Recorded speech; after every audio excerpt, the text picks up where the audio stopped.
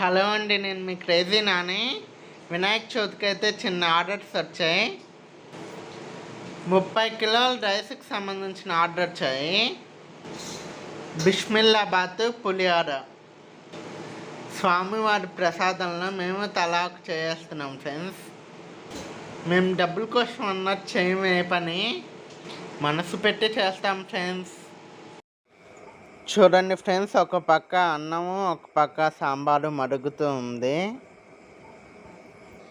ఏకజాన 2కి లేసాం ఫ్రెండ్స్ మేమైతే. చూడండి ఫ్రెండ్స్, పులిహోరకి అయితే ఇలా రైస్ ఆరబెట్టున్నాం ఫ్యాన్ కింద. చూడండి ఫ్రెండ్స్, ఇప్పుడే పులిహోర కుక్ చేసాం.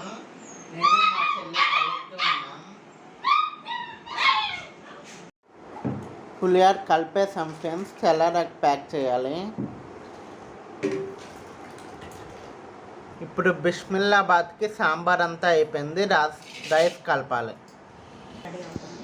బిస్మిల్లాబాద్లోకి అయితే రైస్ వేసి కలుపుతున్నాం. చూడండి, బిస్మిల్లాబాద్ అయితే రెడీ అయిపోయింది ఫ్రెండ్స్. అయితే రైస్ అంతా పులుసు అబ్జర్వ్ చేస్తుంది.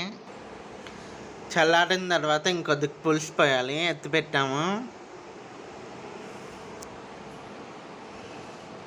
బిస్మిల్లాబాద్కి ఒక వంతు రైస్ అయితే 3 వంతులు సాంబార్ ఉండాలి ఫ్రెండ్స్.